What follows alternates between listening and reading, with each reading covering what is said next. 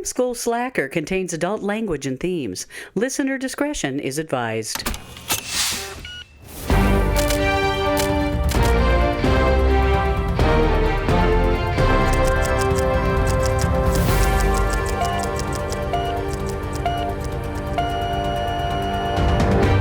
Hello and welcome to Film School Slacker, the podcast where we go through my ever-growing watch list of films, and with me is my friend Megan. Hey, that's me. Hello, Megan. How are you? I am alive.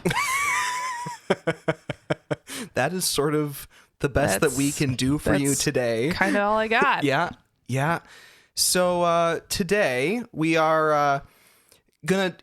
So I haven't seen a Wes Anderson movie in a while. Yeah. And I'm really actually excited. Now that I'm thinking about it, I haven't watched anything by him recently. Yeah.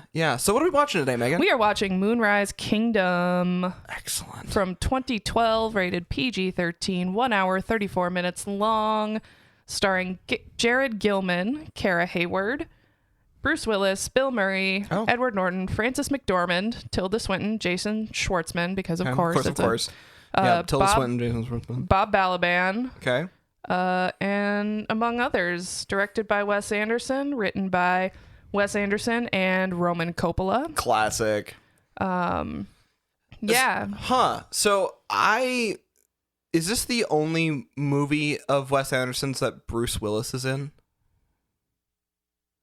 Now that I don't think so, but now that you brought it up, it might be. Okay, because obviously there's the usual suspects, right? Yeah. You've got Jason Schwartzman, Bill Murray, Tilda Swinton. Mm-hmm. There's a number of crossovers there, but how about is Adrian Brody in it? No, probably not. Okay.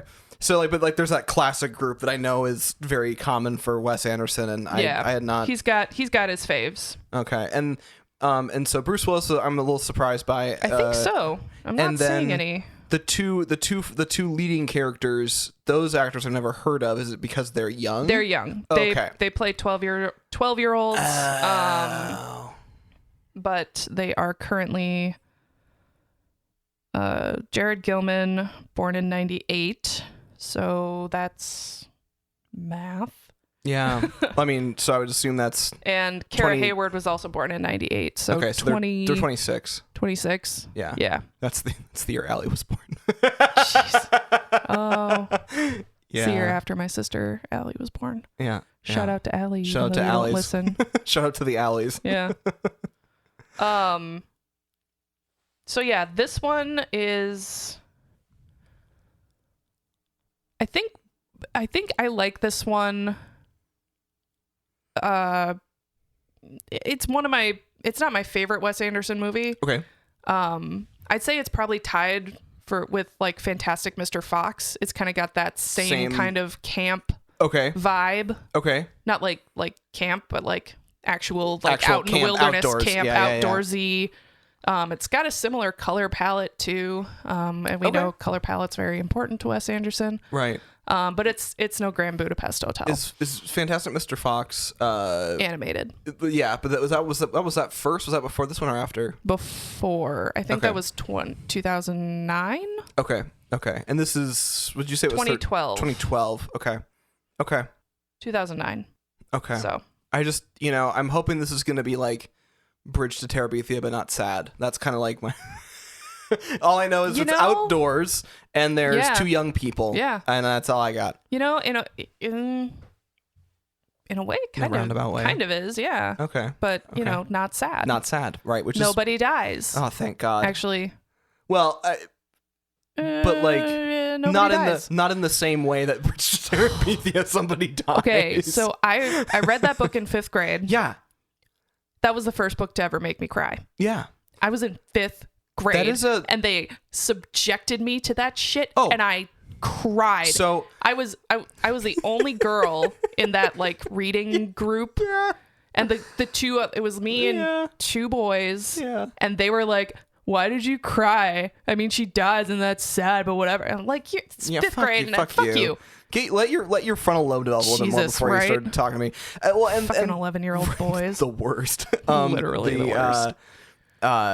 I remember reading it and being very sad.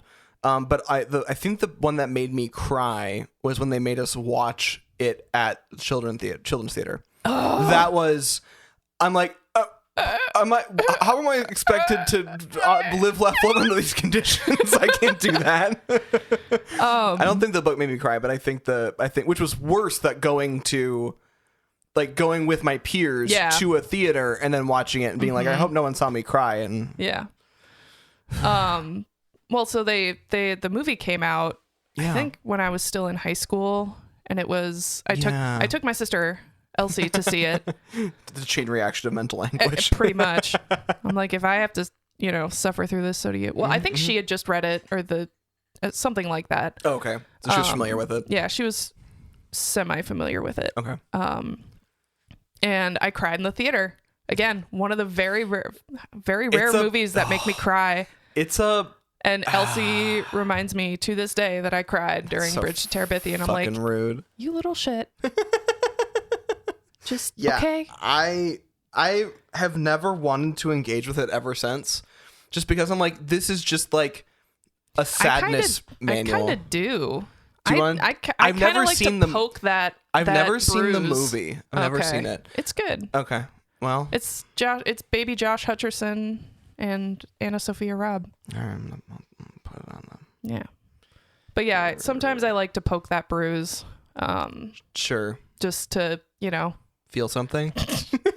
That sounds sad. It sounds really sad. But also kind of, just to see see if I can feel something. 2007 was Bridge to Terabithia. Okay, so I was. Is there more than one? Oh no, that's it. Yeah, that's the only one. Okay. See, you were still pretty young then. I guess, yeah. You would have been either in. I was in ninth grade, probably. I was gonna say probably, depending on the time of year. I was either coming out of or at the end of 8th grade or the beginning of 9th grade. Sure. So. Wow. Yeah, I think my mom dropped me and Elsie off to go see it. And yeah. Yeah, no, that sounds. Yeah, I mean, maybe that'll be a thing we have to do. But oh my god. But yeah, this is not that. Right. This is good. This is a fun. This is Wes Anderson energy. Romp. Yeah. Okay. Yeah, it's very. It's a little Lord of the Fliesy, but again, not in a creepy way. Let me go ahead and put Lord of the Flies on the list too. I don't think I've ever. Did they make a movie out of that? Wait, was it a TV show? No, it's a book. Oh, it's just a book? Maybe. Why did I think that was a movie too? They might have made a movie out of it. Oh, we're about to find out. Yeah. Yep, 1963. Oh, dang. Directed by Peter Brooks. Well, I've never seen it. Yep. All right, double feature for us. Woo! Double blind. Nice. Okay, well, with that sidetrack to Bridge to Terabithia being said, let's go ahead and roll the tape on Moonrise Kingdom. Let's do it.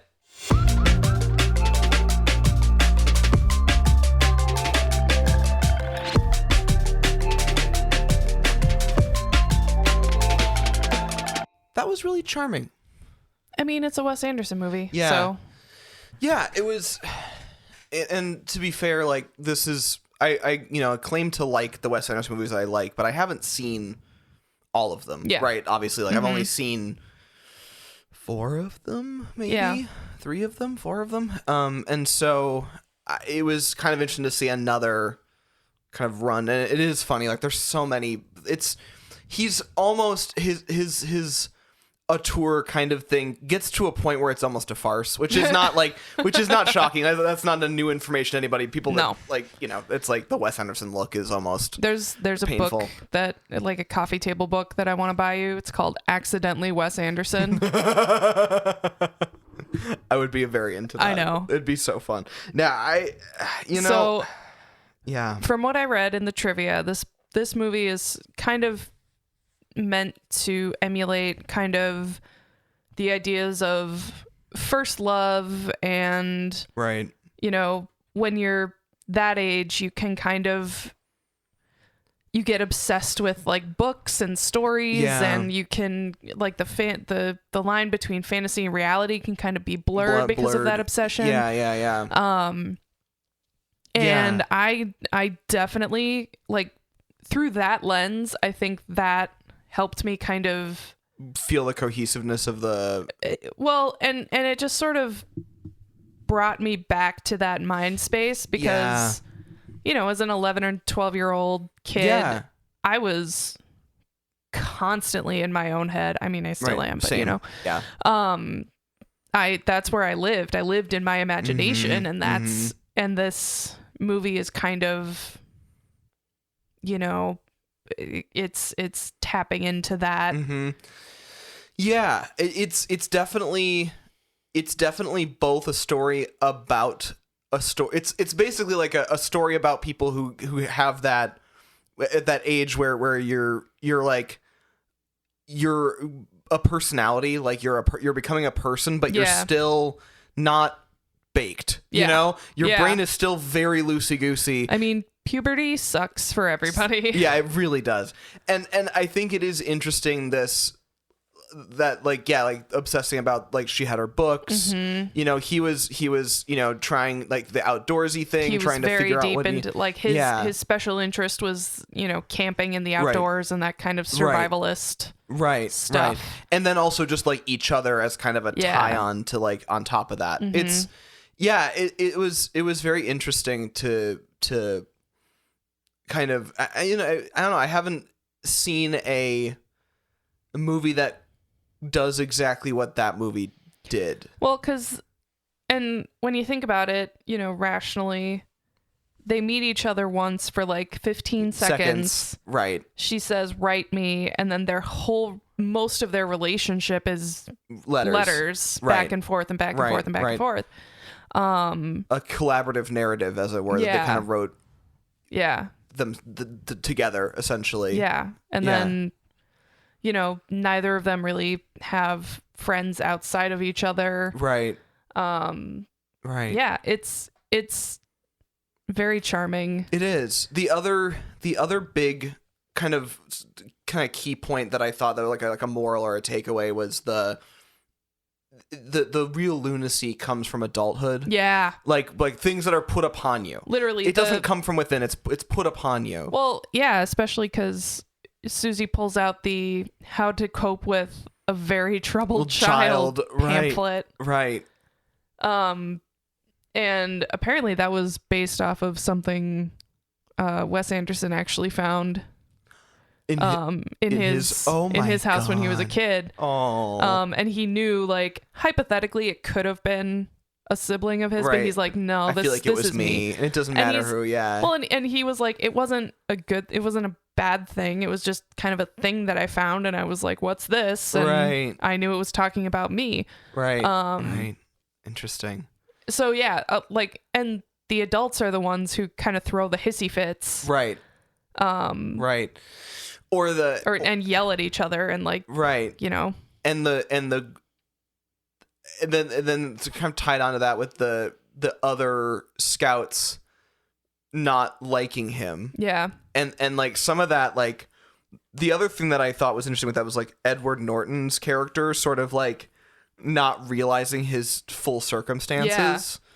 And like I feel like he felt that there was guilt that he had like put some of what the other, like he basically maybe accidentally planted some of how the other boys felt about him in their heads. Like I feel like he kind of had that in his, you know what I mean? Like, cause he wasn't super nice to him. And he's like, there was a vibe I got of that. I think he was kind of judgmental of all of the boys, which is, part of his job as scoutmaster is, I'm going to go look at everyone's, make sure they're in uniform code, make sure they're doing what they're supposed to be doing, making sure they're doing it right and safely. He has that standard that all of the scouts have to live up to. Yeah.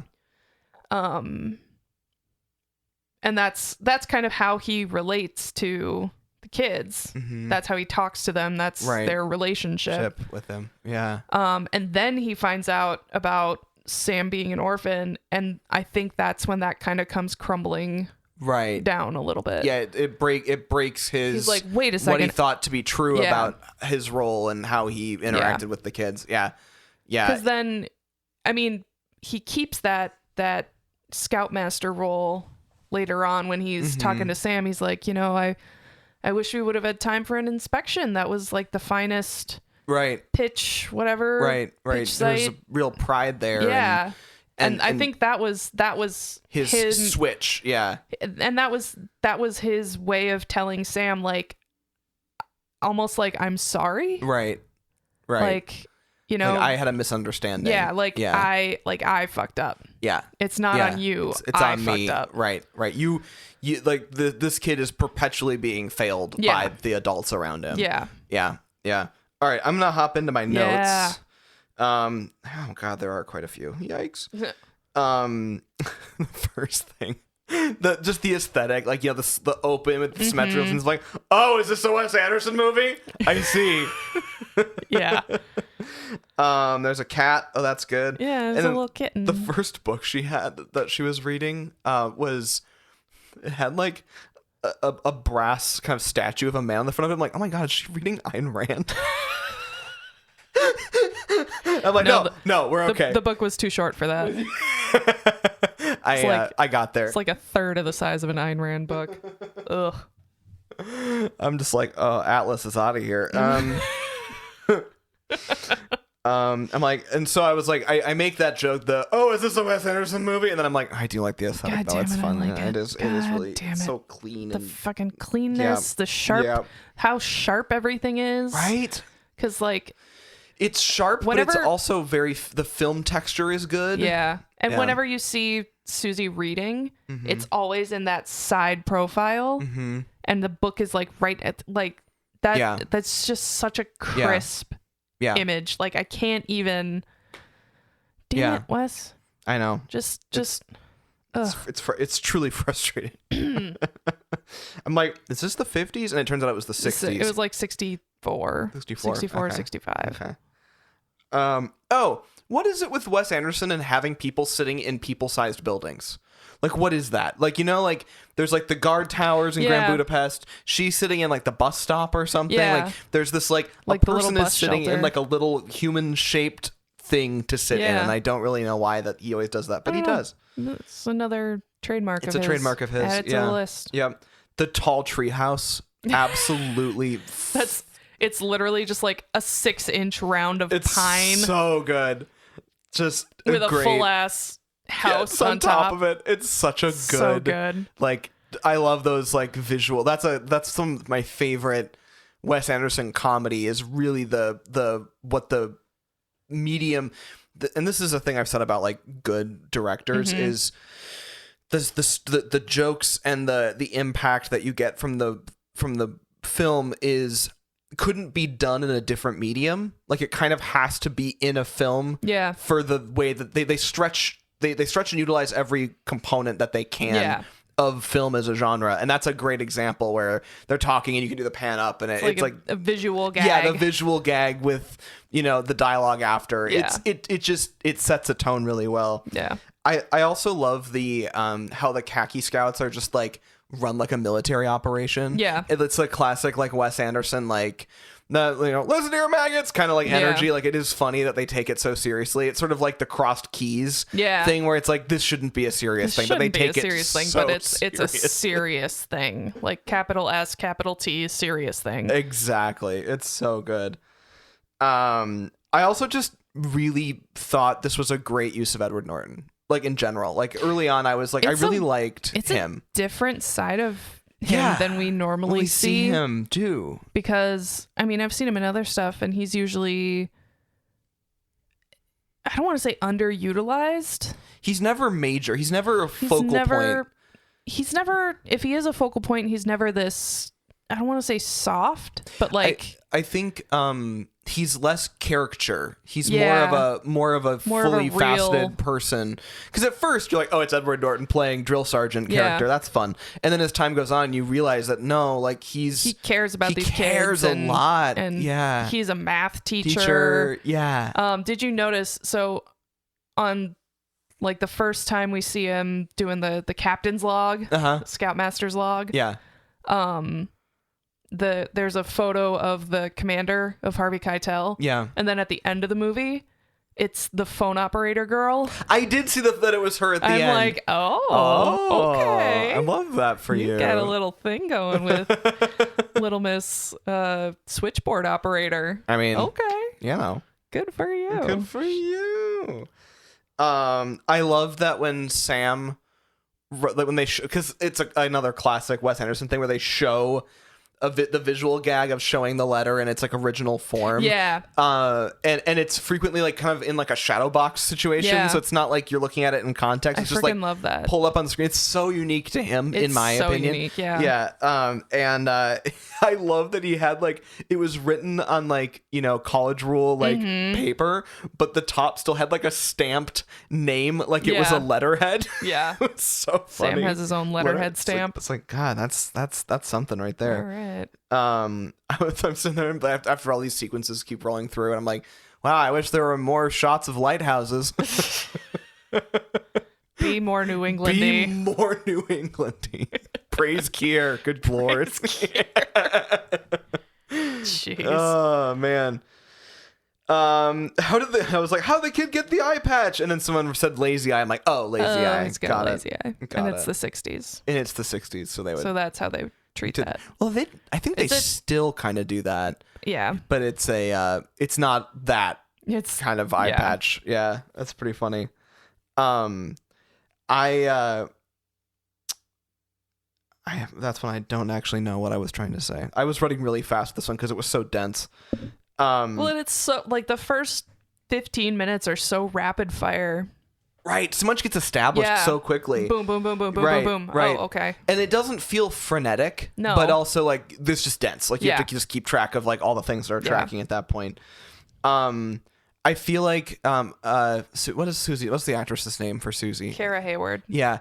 She I don't know why, but maybe it's just because of the way that she played her character, but she was giving me very like Kristen Stewart eyes energy, kind of the way that she was just kind of like, I'm not like the other girls kind of energy, like it was very hoa hoa hoa. That was very for hoa hoa. yeah. Anyway, that was just a vibe I got, and that kind of evolved through like as it went on. I didn't feel that way as much, but at first, definitely there was this kind of like, I'm like, why are you serving Kristen Stewart right now? Like, and then And I mean, fun fact, she did her own makeup.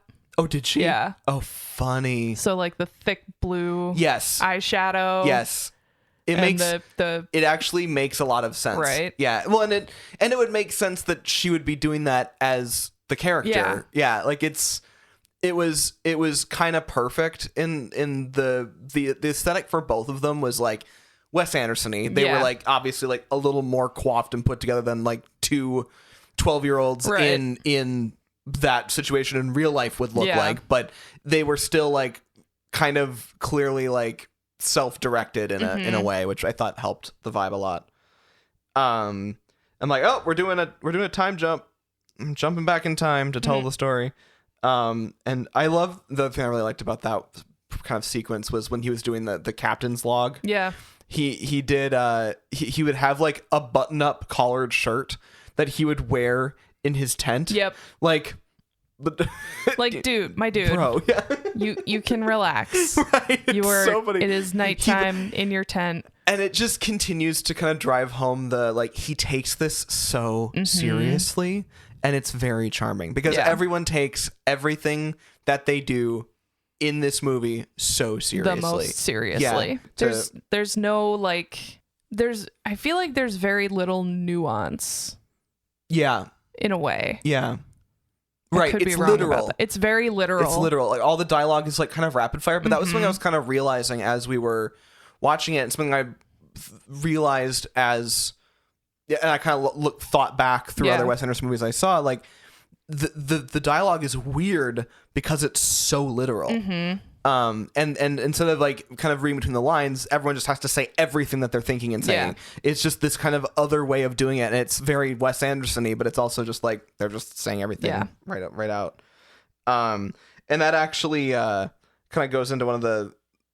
Well, I'll get there. No, I'll just say it. So that was, I think, when I noticed it the most was child actors doing Wes Anderson dialogue.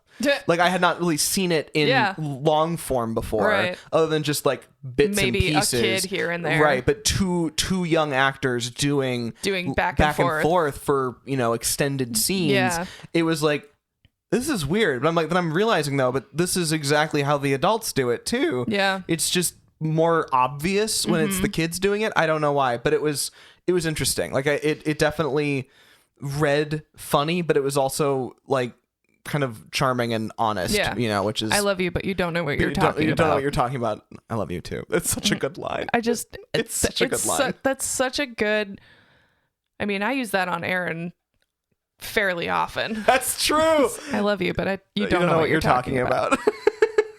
Well, and like that comes immediately on the heels of her saying like, I think orphans' lives are just so much more special or more cool or like cooler, and you know, you're more free. And he's just like, fuck no, that's not even remotely true. Yeah.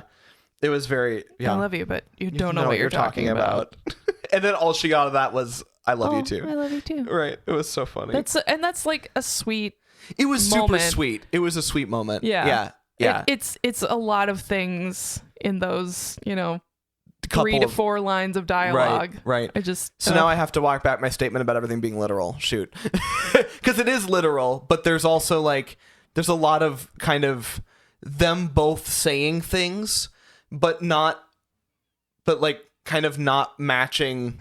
Do you know what I mean? Like that seems to be sort of like they're saying things to each other and the other person is sort of only hearing what they want to hear a little bit, or because it also happens super early on in their relationship in person. Yeah, that happens. It's just an interesting kind of development as they sort of learn how to communicate with each other. Right. Yeah, I don't know. It was just it was super charming. Jumping back to the time jump before. Yeah. What kind of bird are you? I don't know. It's just like, and it's like specifically you points at her. What kind of bird are you? That's the 15 seconds of where they meet. That's their meet cute. Where they're the raven meet cute. Yeah. And I'm like, where did he have those life preservers? I don't know. Like they just had these like 1960s life preservers. I'm like, this isn't the most important part of the most improbable part of the story, but I'm just confused. Where did they go from? There's always something that like bugs me about the logistics of something. I forgot my comb, but I'll use my fingers. Mrs. Bishop with her bullhorn was a vibe. Apparently that was a thing in the Coppola household growing up. Like Roman Coppola put that in there. Yeah. Oh, that's wild. Which makes me giggle. Yeah. That kind of reminds me of not so more an analogy, not like the same exact thing, but the in 30 Rock, Kenneth the Page. Yeah. You know, he says the craziest weird ass backwards southern shit all the time, and that was all Donald Glover. What? Yeah, he wrote all of that.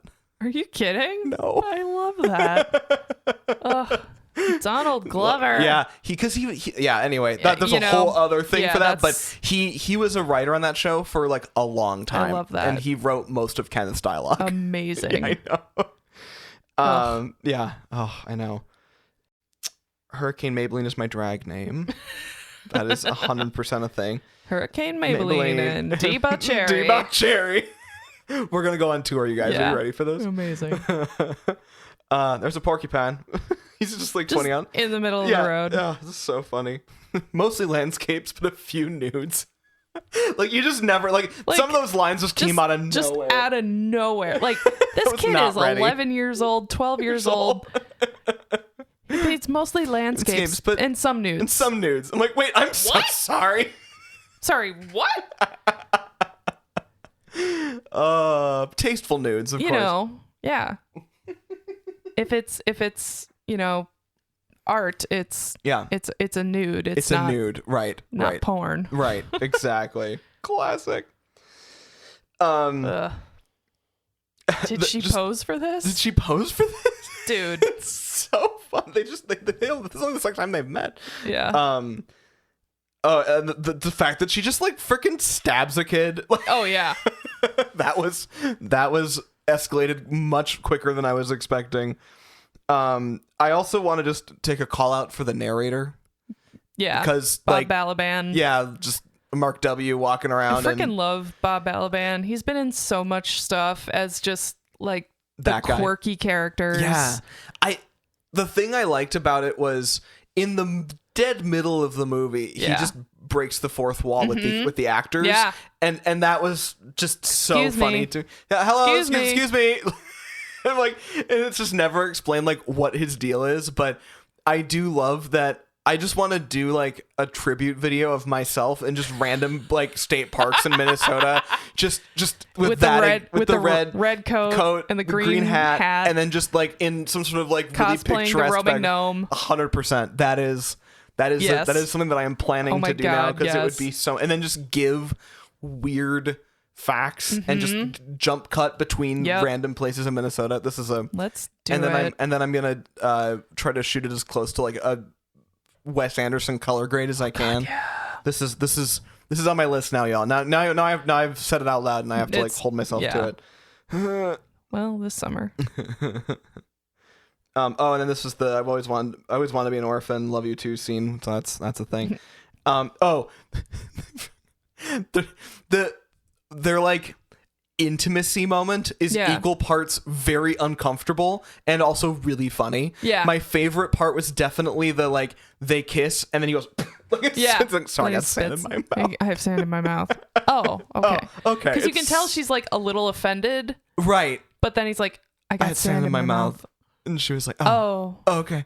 It's so funny. That was the dance scene on the beach and them kissing was the last thing they filmed. Really? And it was a super closed set. It was the two kids and be. Wes Anderson, and that's it. Yeah, it would have to be. Well, yeah. I mean, yeah, it's just it's and that's for me. That was the whole thing with that entire sequence. Was I'm just like, I don't think I should be watching this. And that was my and for me it was gonna put on some kind of watch list. Yeah. Here? Well, I think the biggest thing for me was less about the fact that like because it's ultimately fairly tame. It's not that sexual. It's just very intimate. I think the part that made me the most uncomfortable, and you just helped assuage me a lot, was knowing that it was a really closed set. Yeah. Because that's the part that I'm like, oh God, but like that was a on-set thing. And I think their parents were there too. I would have to. You would hope, right? Yeah. It was. I mean, it was one of those things where like the scene. I think it was well done. It was tasteful for the movie and important to handle it, and it was just as awkward as you would imagine it would be. Yeah. And if they handled it correctly on set, I think it's fine. Yeah. But it was definitely like when I watched it, I was like, oh man, this would be a lot to like shoot, you know, like, and that was a whole thing. But and that like completely opposite on the other side of that coin is like the scene in Disaster Artist where they're shooting like the sex scene. Yes. And he's just being awful to her in front of all of these people. Right. Like, and that like that's just like a parallel that my brain because you have to think about because you know it can go so wrong. Yeah. It's I've been on a couple of sets with some intimacy moments, and at the time, like intimacy coordinators, I was gonna say, and did this not become popular. I was gonna say this was pre the proliferation of intimacy coordinators, because I feel like that was a late 10s, early 20s. Yeah, it was after me going through film school. Yeah. So all the intimacy stuff that I experienced, I was there for, not experienced. Sorry, I'll see myself out. Mulligan. Take that again. All of the intimacy scenes I was involved with on set were basically, it was sort of at the hand of the director, kind of dictating how the close the set's going to be and whatever. And I think the one that I remember the most, that was the most vivid to me because I was the most connected to it, was a scene where she was basically like had to masturbate in the shower herself on camera. And the director ultimately had they talked through the sequence, And then everyone that wasn't, it was, they needed sounds. We had the sound, we had a boom mic in there. We had the camera operator in there. The director was on monitor outside. I was on sound mixer outside, and then everyone else had just like left. Yeah. And that still felt a little like invasive. A bit much. Yeah. I don't know. And she was an adult pro actress, so it was a little different, but it's still. But like, still. Yeah. Anyway, but yeah, it was definitely handled well, and it was very awkward, and as awkward and Wes Anderson-y as you could imagine anything being, which I think was exactly the right moment. It was very, first love. Yes. At age 12. Yes. Feeling and right. Because you no idea what you're fucking doing. No. Right. I was. I reached age 18 and I didn't know what I was doing. Same. 32 and I still don't know what I'm doing. I'm 31 years old and like, Jesus Christ. No, I get it. Yeah. Like, how do I relate to people? I don't know. I just mumble and walk away. I just hope people find me charming, and that's kind of it. Kind of how you and I became friends. I know. It's like, hi, I don't know. We'll just literally be charming. The first thing I said to you was borderline an insult.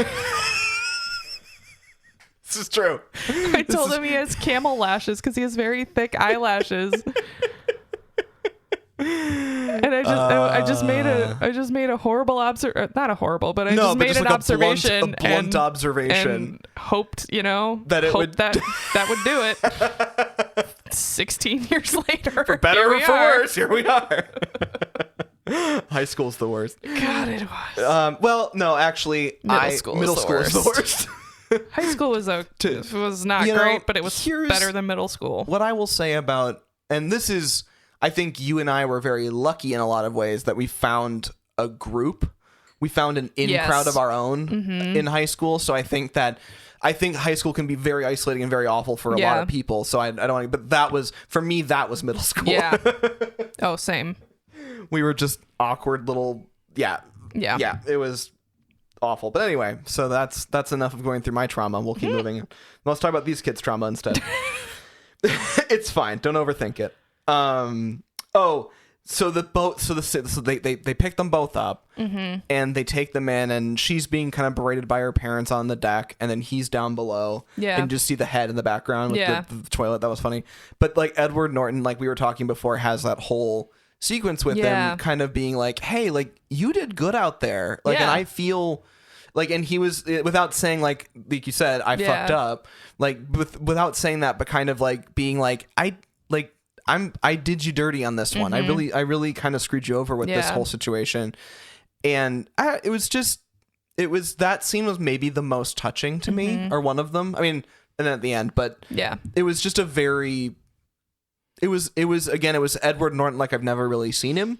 And it was nice. It was good. It was having that human moment, that moment of connection and understanding, right, that we don't usually see with Edward Norton, I think. No, because he's a little more caricature, or just not as, Thinking about just like, well, we've seen him in, Fight Club, that was... Oh, Jesus, God, I forgot that was him. Yeah.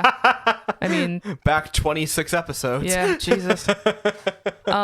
Crazy. But like, even in like The Illusionist... which I haven't seen. I didn't figure you did. Should I be putting it on the list? It's basically knockoff Prestige. Oh, I have seen the Prestige. Yeah, it's less good than the Prestige. Fair enough. But yeah, he's usually it's just a very touching moment, and okay. Yeah, no, I agree. It was just cool. It was cool to see him do that. Just this very kind of likable character. Yeah. Relatable. It was almost parental. Yeah. Quasi parental. I think that, especially after now, because like now he knows Sam doesn't have parents, and it changed his entire perspective. One thing I thought was interesting about this movie is I don't think any of, like, there were so many adults and none of them felt especially parental to me in a lot of ways. You know, like they were kind of, they all had a lot of baggage to bring to the situation. I mean, because Bill Murray can't be in a Wes Anderson movie and have a healthy marriage. As a human, in Fantastic Mr. Fox, Badger has a happy marriage with Mrs. Badger, but whatever. Fair. Because, I mean, and we don't know exactly why her mom is cheating on her dad. Right. But she is. I get. And she kind of has, I mean, later in the movie, she has the bathtub scene where she's like, you know, I just look around and I wonder how I got here, and all the choices I made. Yeah, pretty much. Where they have their talking heads moment. Right. Right. And I mean, so you can tell mom feels a bit of restlessness, a bit of regret, a bit of whatever. I have a fan theory, my own headcanon about the cheating on that for her. I think they were high school sweethearts, or they were, or they knew each other when they were young. And, I can see that. I want to believe that because like Bill Murray is obviously older than Frances McDormand, but Frances McDormand and Bruce Willis kind of present as similar ages. Yep. So maybe she married an older guy. Yeah. And oh my God, I forgot that was Frances McDormand. That's so weird. I think I just got the sense that it's somewhere in the lore, the baramy of time somewhere that this happened in the past, and it was her and the sheriff. The sheriff, the island police, island cop, like those Bruce Willis, John and Frances McDormand. Yeah, they had a similar scenario played out when they were young, and then they were separated by something. Yeah, and that's like, and so watching her daughter go through that similar situation and sort of like, I feel like that's why she's having like a lot of processing. A lot of sense, yeah. I don't know why, but that was just a vibe I got from that. That's my fan theory of the I dig it. I feel like, okay, so there was another Wes Andersonism that I pulled in this one was the in Grand Budapest, it's famously during the Ray Fiennes does it repeatedly. Yes, it's the, are you Mr. Gustav H. the blah blah? Yeah, and then it happens like 6 times. Yeah, that to me is and then doing they did the same thing here where the casual reply to a very serious question because of either a unsure or non-committal kind of, and it just, it's like she asked him like 3 times. He's like, is that an affirmative? It's so funny. It was pretty good. Tilda Swinton is social services. It's social services, and that is just her entire name. Her character name. We were talking about that during the screening where I was just really not okay with her having an American accent. It was weird. It was weird because it was pretty good. It was a good accent, but it was just like. I'm like, you're Tilda Swinton. Right. You need to be. It's the least weird character I've ever seen her be. It was so weird. Yeah. She was like she was a character kind of person, but like it was the most normal I've ever seen her be. It was very weird. Now that I think about it, that is the most normal quote unquote character. Right. I've seen her in. I think the craziest to me still was her role in Snowpiercer. That might be the weirdest character I think I've seen her play. But maybe you have a better one than something I haven't seen yet. Do you know what movie it is? Frick. Approximately 75% of you shall die. I'm trying to think of it. I think it's a tie between her character in Hail Caesar. Okay. Because she plays twins. And they're both like 1950s Hollywood journalists. Yes. Great. Yeah. And then is Hail Caesar on my list? I think it is. Okay. And then the other, I don't know if it's crazy. I don't think it's really that crazy, but she plays an angel. I want to say Angel Gabriel. Okay. In Constantine with Keanu Reeves. Oh, okay. I think Gabriel. Let's see. Because that was a... Hail Caesar has ScarJo in it? Yeah. Oh. We talked about this. We probably did. She plays like a... You get a point, by the way. She plays... Really? Yep. I swear to God, I mentioned it in a previous episode. You might have, and I was... And you just didn't put it on the list. I just didn't put it on the list. You get a point now, though. Because ScarJo plays like a Marilyn Monroe kind of character. Okay. Yeah. And it... Oh, we gotta watch it. It's so good. Okay. For those of you playing along at home, feel free to write me an angry comment about which episode that Megan mentioned it, and I totally ignored her. But yeah, I think her characters in Hail Caesar are maybe they're kooky. I don't know if they're like actually insane like her character in Snowpiercer, but I definitely need some more Coen brothers in my life, so we'll have to get those on the... Let's do Hail Caesar because Caesar. it's so fucking good. I love it. I mean, it's just Coen brothers craziness. Yeah, in I love it. 1950s Hollywood. I just 100% here for that. Right. Bill Murray not okay with just like in like no shirt, pajama pants, an axe, and a bottle of wine, and just walking outside like, I'm gonna find a tree. I'm gonna find a tree to chop down. Like this is a man who desperately needs mental help. Also, I think I'm just gonna start going with that look around the house. Just shirtless with an axe and a bottle of wine in my hand. It'll be great. And then he just like sits outside the house. Just sits there in the dark. It's depressed. It's a vibe. Like it's such a vibe. Bill Murray in this movie is sort of my 2025 energy. It's fine. You know what? Yeah. I think one of my other favorite lines might have been, "He's not dumb, but he is kind of sad," which I relate with. I know what you're doing with that sad dumb cop. Sad dumb cop. He's not dumb, but he is kind of sad. But he is kind of sad. Oh. Like that scene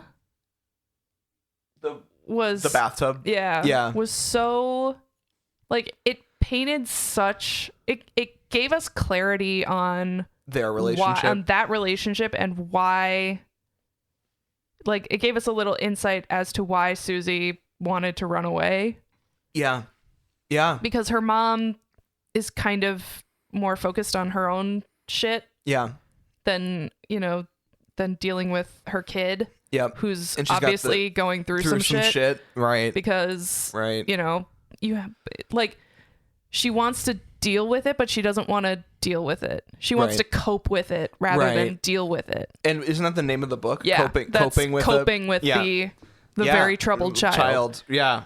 So it's like, I feel like coping is something that you do for yourself.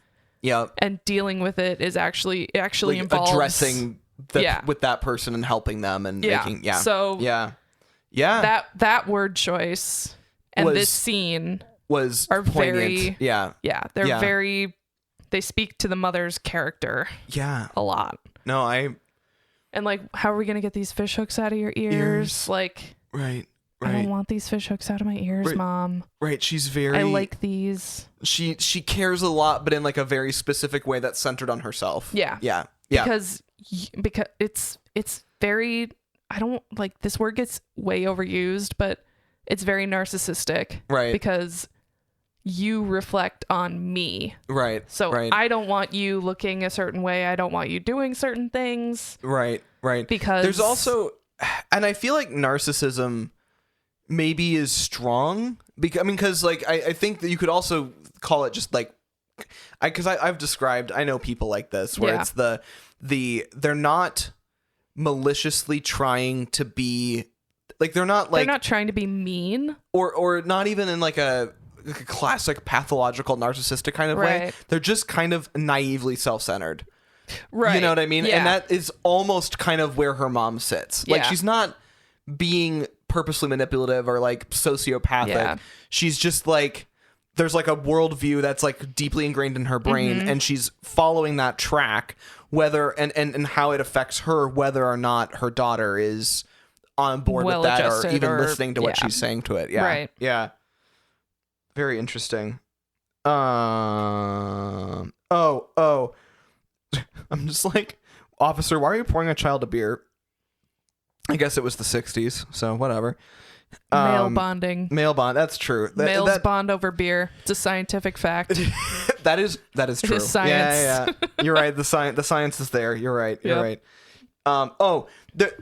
This is a thing that happens in multiple movies. I think in even other Wes Anderson movies, maybe even in Grand Budapest, where like they're in bed, like he's laying in his bunk with his sheets covered, but his bare feet are sticking out the other end of the bed. I would die. If I was covered up in my bed and my feet were just exposed uncovered on the other side, I would probably die. Yeah. Yeah, I don't know. That's my own problem. I don't know. It's like, I get it. It's like supposed to be a vibe, but it's from a practical standpoint, I was like, oh, I don't like that. I would need to, yeah, I need to be all, I don't like that in general. Right. But like if it's too hot, I'll stick a leg out. But well, and it's one thing if I like don't be fully covered, but for me, it's like covered, feet exposed. Right. That, like something could grab my toes. Yeah. I don't know. Like I just don't like it. I don't like that at all. The monsters under the bed are gonna grab my toes. Look. They're gonna grab my toesies.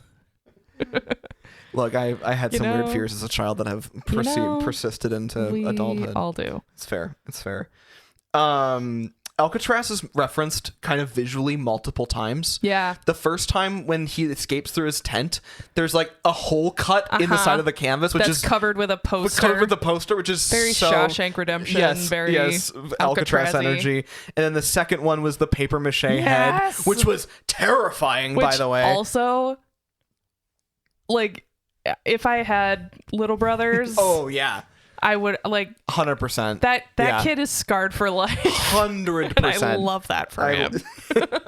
What is his name? No. Lionel. God damn it, Lionel. Because he's coming in to try to be like menacing and like, where's my record player? Yeah. And then like the Ferris Bueller dummy of his sister comes up and he's like, ah! Right. And like, frankly, if her parents would have been properly paying attention, she should have had a freaking record player. Right. She was one that was listening to all the records. I don't know. I mean, he might have been too, but when he had it. But I think, yeah. It was just interesting that I think it was the kid's record player. Okay, but it was. But Lionel was like more possessive. The proprietor. Well, maybe. She felt. I mean, it'd be one thing if she argued she stole it twice, but both times she said it was like stealing it from Lionel. Yeah. Whereas if it was like the kid's record player, it would have been like, I stole it like as all of us, and if he was being possessive of it, she's like, it belongs to all of us. Like I feel like it was a gift specifically to Lionel, which I thought was weird. Yeah. I don't know. I'm probably also reading too far into it, but that's why we have a podcast. Yeah. We have microphones. You chose to listen. You chose to listen to us. I'm so sorry. You can choose not to listen to us, but please listen to us. Yeah. Thank you. Thank you so much. If we don't get attention, we die. I'm Tinkerbell. Mark W. is back. No, I can't think of his name again. Bob Balaban. Bob Balaban. He just like it just shows up out of nowhere. And then just clicks the light on. And honestly, it's such a good shot. I'm gonna be bringing my big cinema camera next time I go somewhere to do. I have to figure out what the lines are gonna be. Maybe you could help me with that, so I know what I'm gonna say. But I absolutely want to do a Bob Balaban like shoot thing. It needs to happen. I want to write you like some David Attenborough. Yes. Type just stuff. Generic I want it to be like a Minnesota DNR like ad that I will just give to them for free but it's in the style of a Wes Anderson movie. That is that is my dream. Yes. I'm doing this now. This needs to happen. My favorite line from Bill Murray. Can you guess which one my favorite line from Bill Murray is in this movie? No. I hope the roof flies off and I fly into space. And I'm like, wow, this man is not well. But it was the 60s, he needs all of the therapy. You better help. It won't be invented for another 50 years. Therapists in the 60s, they probably just like stuck you in an insane asylum and then you got sucked into Project MK Ultra. It's fine. Where they gave you LSD for every day for 6 months and you hallucinated yourself to death. Yeah, that's dark, but yeah. Sorry, but what accurate. were you talking about? Yeah. So when they do when all the khaki scouts rescue them both. Yeah. She's reading a book to all of them. Yeah. Which was very cute, but it's also very Peter Pan. I literally said it's Boys. Lost Boys and Wendy energy, which it was just very coded that way. It was also cool. like, can we talk about how sweet it is for the remaining khaki scouts to be like, okay, we screwed up. Right. We gotta help this kid. Right. And his girl get off this island. Off this island. And the fact that they were like, why did they interrogated themselves? Yeah. Like, why did we not like him? Yeah. Because we heard he was emotionally disturbed. Right. And because he is an orphan. Right. Or, whatever. Or whatever. Yeah. Yeah. It was just they kind of re-educated themselves. Like everyone that was close to him had an understanding and realization of themselves and interrogated except for Redford.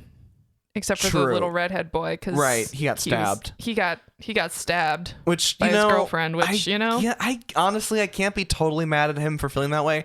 But he even at the end though he did kind of question him, like, hey, well, what about before that when you still hated me? He's like, well, everyone else did. Yeah, it is interesting. Well, that's not him interrogating it. That's just him being like a follower. He's just like, because everybody else hated you. Right. No, I'm now saying nobody from else, Sam's perspective, like interrogating his feelings on it. Yeah. But then he wasn't there for the troops' self-reflection. Right. So he couldn't be there for that and get realigned on it. Yeah. And also like he did get stabbed with scissors. So I do was kind of he gave off like ringleader vibes. Mm-hmm. So I mean, maybe him saying everyone else did was kind of a cop out. Well, but also he knew that he could probably gain support by feeding into the populist opinion at the time. Jesus. Glances at the camera doesn't exist. But it was interesting to kind of like the fact that Sam got to go back and sort of interrogate his original bully. It was interesting to see. The paper mache head, Jesus Christ. I was like, that was genuinely a lot to look at. Oh yeah. The props people had a lot of fun with that. So much fun. Yeah. It opens the door, it pops out Ferris Bueller style. Amazing. Everyone spit out your gum. That is so gross. It's so nasty. Cousin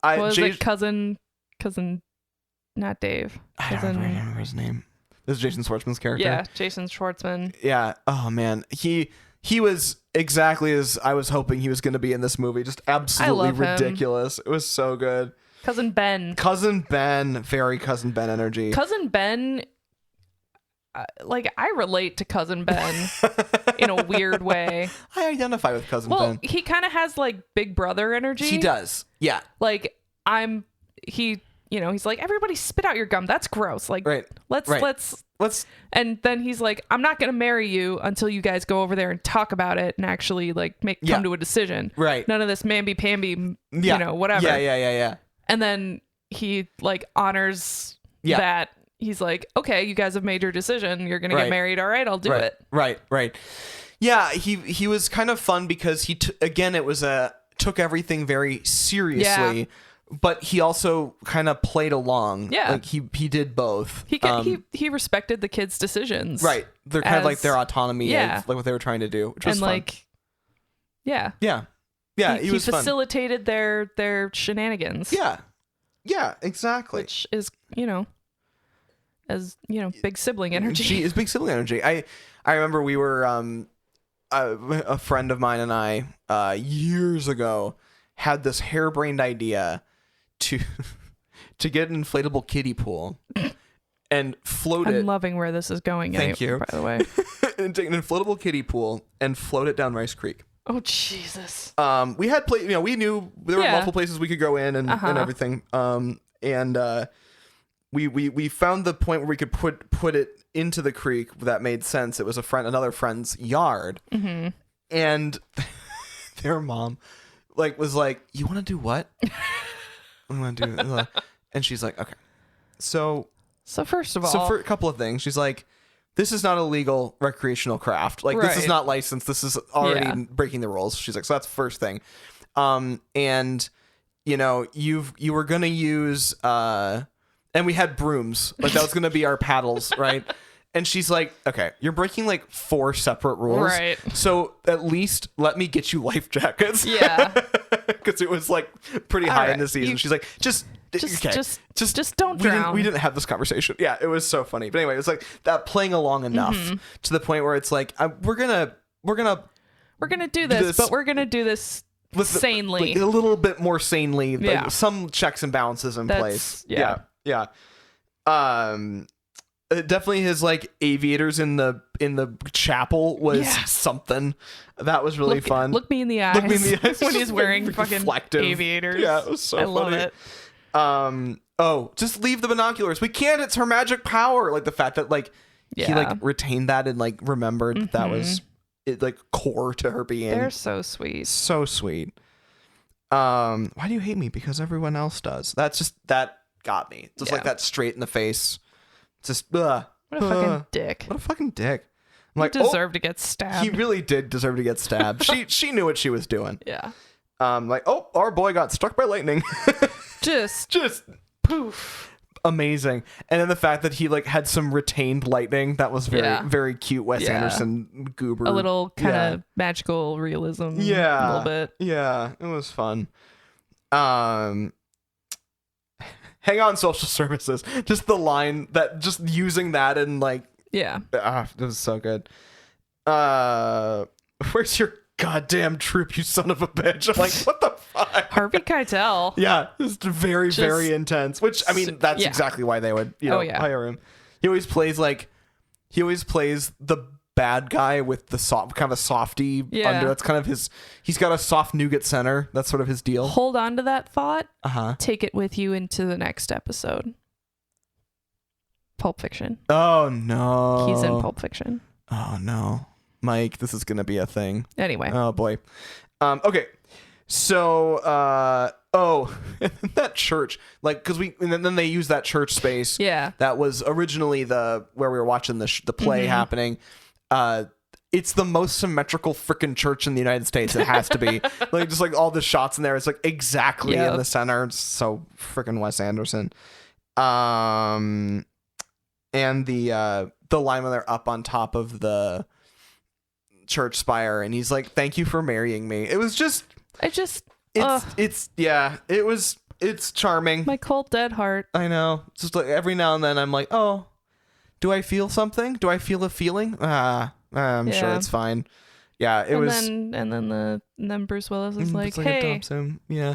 I also love that they were the lawyer couple, and they were they were just oh no, immediately flip into lawyer mode. I'd have a high certainty that I'd be able to pass this. I feel like they never turn off lawyer mode, which is maybe one of the reasons why their marriage is on the rocks.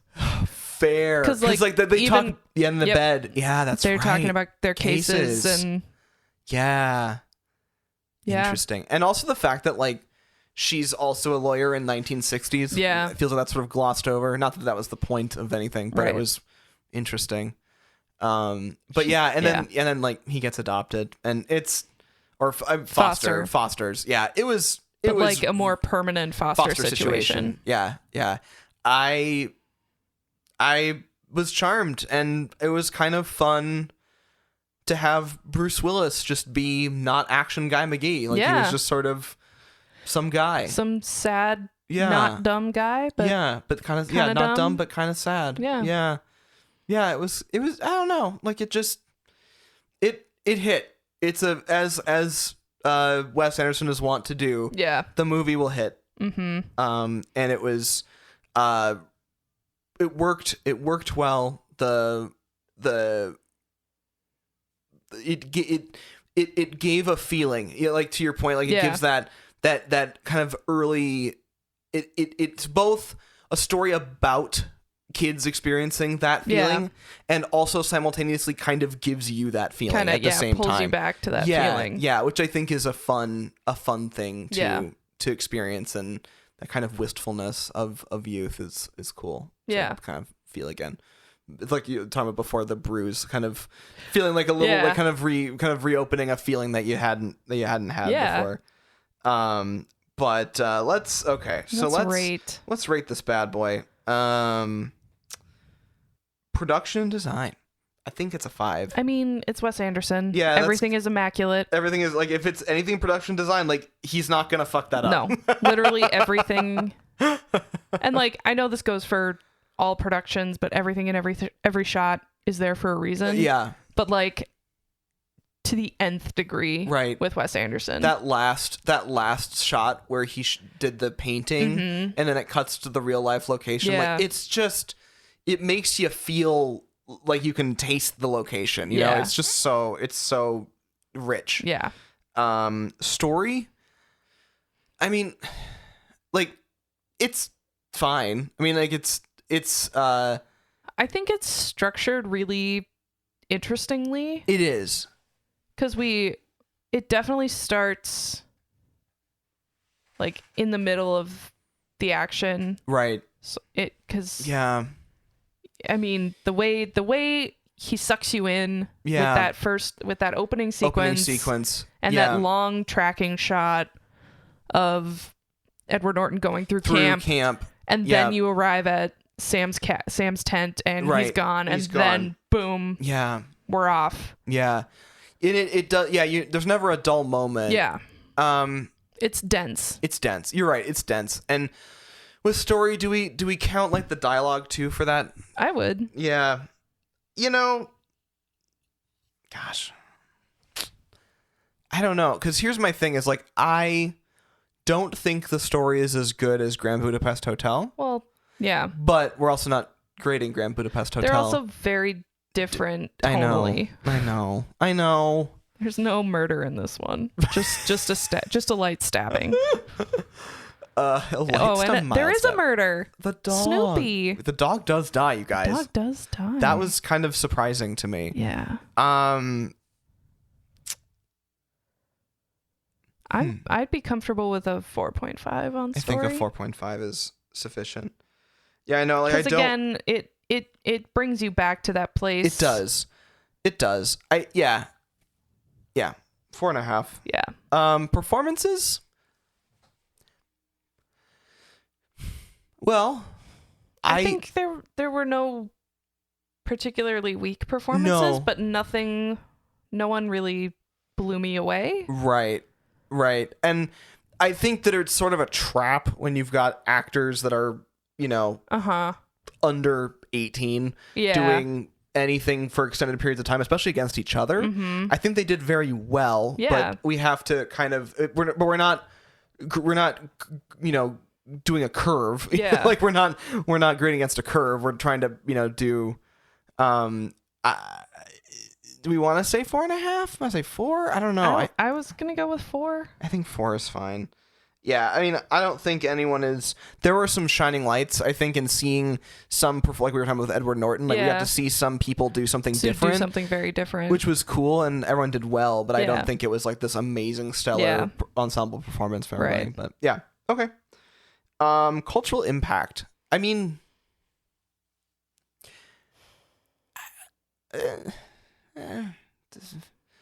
I think, as is with any Wes Anderson movie, like it has its own little cultural following. It's its own little. It's part of the pantheon of his stuff. He's kind of a you know, he's got that auteur following. Right. It's not. He's not trying to address anything, you know, super controversial or super. No. I think that it's an interesting take on like the youth, like a movie that focuses on youth. Yeah. I think that is sort of, I don't know that I've seen a lot besides that. Like I don't think most movies like that do it the same way. Yeah. but also like it isn't like it hasn't wormed its way into every corner of pop culture either. It's Right. just sort of I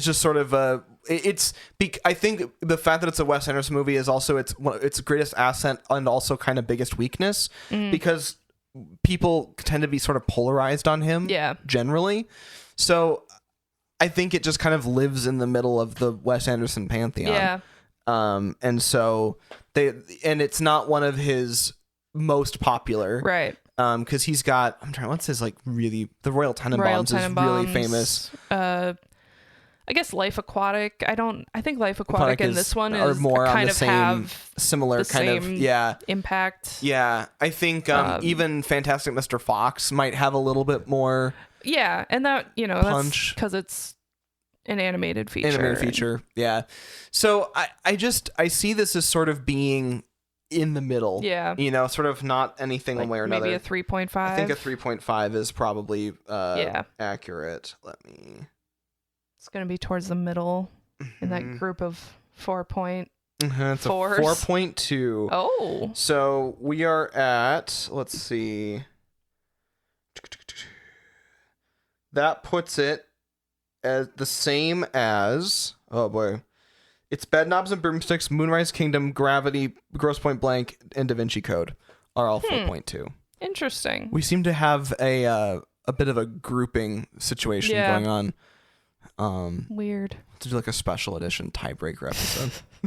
We have to like watch just all tweak. 5 movies. Oh god, no! back to back. No, it'd be just awful, you guys. That is we such did it like it was like a live stream thing. It's a weird collection of movies It's too. a weird collection of movies. It's the ones that it's literally our purgatory of movies. So we're not really sure what to do with them. Yeah. Like, well, we liked it, but we can't give it full marks for whatever reason. Right. They all have their own thing. That's so funny. Okay.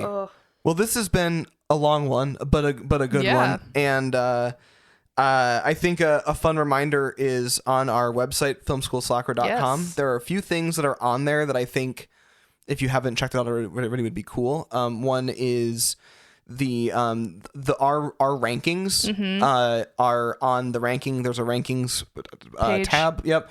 You go to that page and there's a way to go and look at all of them fed right from our Airtable, like our database we use to like do all of our management behind the scenes. And also there's a link to both you and I's Letterboxd. Oh yeah. On there. So if you want to see like what's actually on both of our watch lists, that is also available on there, as well as we get more stuff. And if it's on our watch list, it may show up on the podcast. At some point. Exactly. In the future. Yeah, that's sort of the goal will be at some point. I will get through all of them. Come hell or high water. There's. Or we'll be doing this until we're 90. It's either way is fine with me. Same. But all right. Well, that being said, thank you so much for listening to Film School Slacker. I am Ian. I'm Megan. And we will see you next time. Bye. Thank you for listening to Film School Slacker. Our graphic design is by Mitch Ransdell. Music by Ariel Shalom and Ziv Moran. Voiceover audio provided by Mike D and Janet Paoni. Learn more at filmschoolslacker.com.